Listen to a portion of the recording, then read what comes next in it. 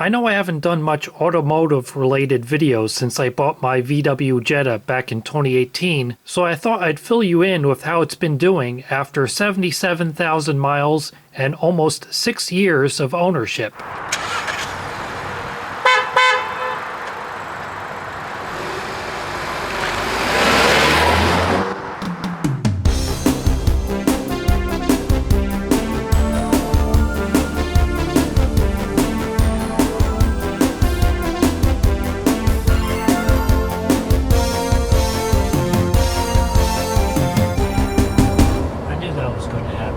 All the things I liked about it when the car was new are still true today. The 1.4-liter TSI engine has plenty of power and gets great fuel economy. It's fun to drive with the 5-speed manual transmission. The car is just the right size for me. It's comfortable, has a big trunk, and so far it has been very reliable. It came with a 6-year, 72,000-mile bumper-to-bumper warranty, which was rather generous, but has now expired. In a moment, I'll talk about how often I had to use that warranty, but in the meantime, I'll show you the new tires I got and then talk about some of the car's quirks and features. I want to take him around. I want to jog his memory. And to do that, I need the Jetta. I'm sorry. When humans need rides, they take Jettas. And when aliens need rides, they take spaceships. Oh, find one. Update on my 2018 Jetta. Still unseasonably warm and breezy. And no, this is not where I work. These are just some random office buildings I chose as filming locations. And I got new tires. They're Michelin Cross Contact or Cross Climate. That's what they're called. Cross Climate 2.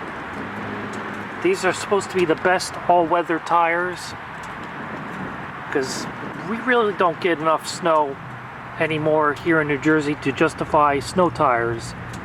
But I did want to get good all-season tires, especially since the previous Goodyear tires I had, even though they were called Assurance all season, they didn't give me a lot of assurance in the rain because they were very slippery on wet roads.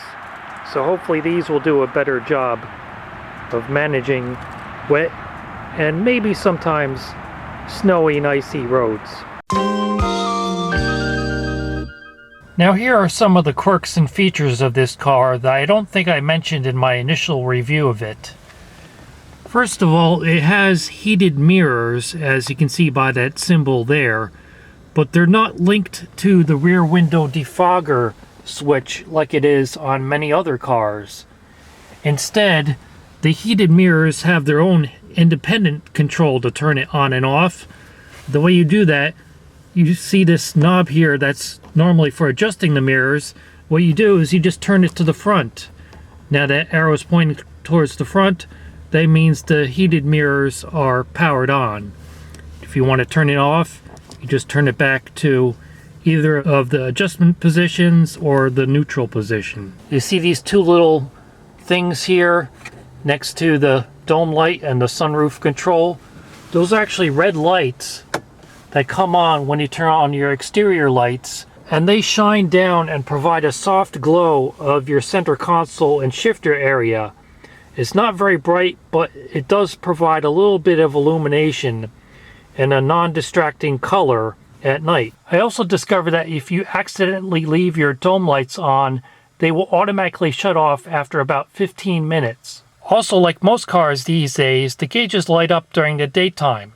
But to make sure you're not one of those idiots who goes around driving at dusk without turning on their headlights, it has a lighting sensor. So if it detects that it's getting dark, the lighting on the gauges will dim out until eventually only the needles light up, reminding you to turn on your headlights. Yes, I know, I need to renew my key battery. And if the battery in your key ever does go totally dead, that's when you get to use the really cool switchblade key. There's a hidden keyhole in the driver's door under this plastic trim piece. You just pry it off from the bottom, revealing that hidden keyhole, and now you can unlock the door and get in the car. And then when you're done, You just snap this plastic trim piece back on. And just like older Volkswagens, the horn does not work when the ignition is off. But the radio does.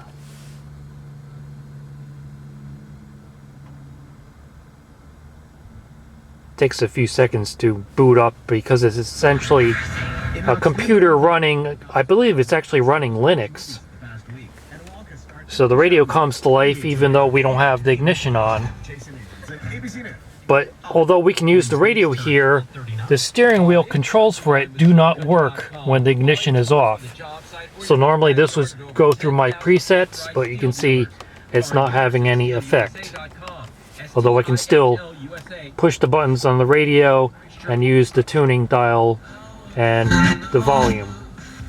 And speaking of the volume, the little on-off indicator rotates with the volume control, so that may bother you to see it's not always pointing in the right direction. And sometimes when I first turn it on, the radio briefly shows the time in 24 hours before switching to 12-hour mode.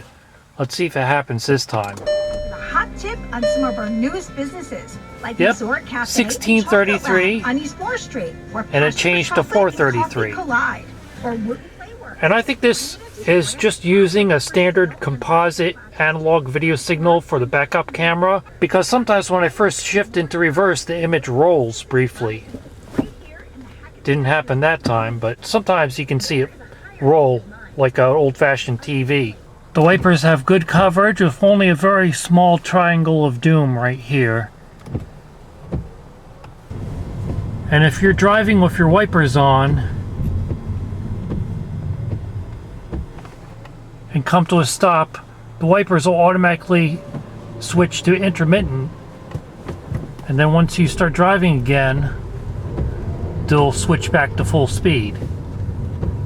Also, if you want to make the wiper blades easier to replace, just turn off the ignition and then flick the wiper switch, and the wipers will go up and stay up. And then just when you're done, turn the ignition back on, flick the wiper switch again, and it'll go back down. And one thing I like about this car is that the tire pressure monitoring system isn't nearly as sensitive as it is on many other cars.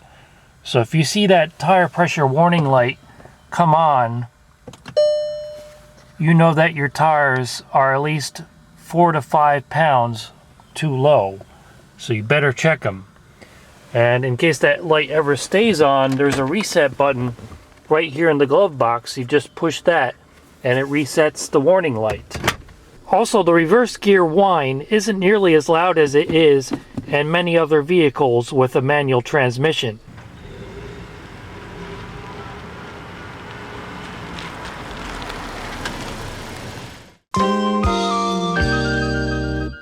Here's my color-coded service history of the car. As you can see, it's mostly in green, which is what I consider to be routine maintenance. Fluid and filter changes, tire rotations, things like that.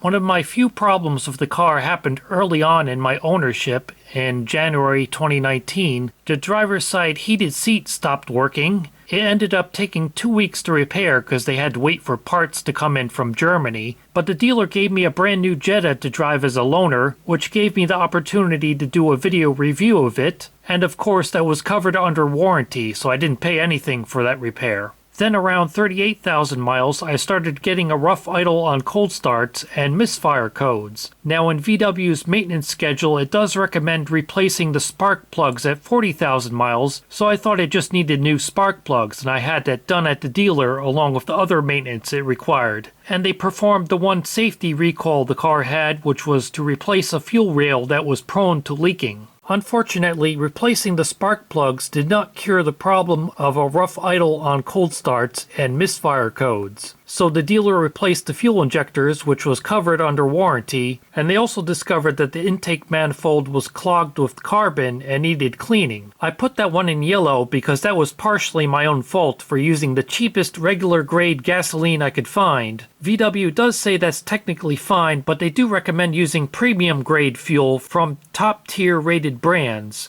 So since then, that's what I've done, and it's been fine ever since.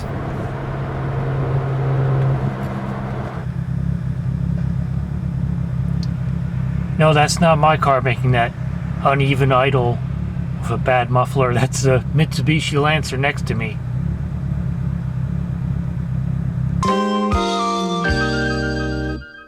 Every month, the dealer keeps sending me these letters in the mail. This is the latest one I got, December 15th, 2023. Dear Kevin, we're delighted you're enjoying your 2018 Volkswagen Jetta 1.4T SE manual, which is why we are excited to share this special opportunity with you. Trade in your current vehicle, which we estimate has a trade value of $9,529, and use that money towards a new 2024 Volkswagen Jetta SE Automatic. Sorry Volkswagen, but at least to me, an automatic is not an upgrade from a manual transmission vehicle. I only have about a minute of tape left, so I better wrap this up quick. It's now late December 2023. The Jetta now has 77,000 miles on it. The mileage has dropped a little bit due to the combination of the new tires, the colder weather, and winter blend gasoline, but still getting about 34 to 35 miles per gallon. Not as good as 36 to 37 I get in the summer, but still pretty good. I'm very happy I got the leatherette vinyl seats because they're so much easier to keep clean than cloth. Although the upholstery on the driver's seat is starting to get a bit worn.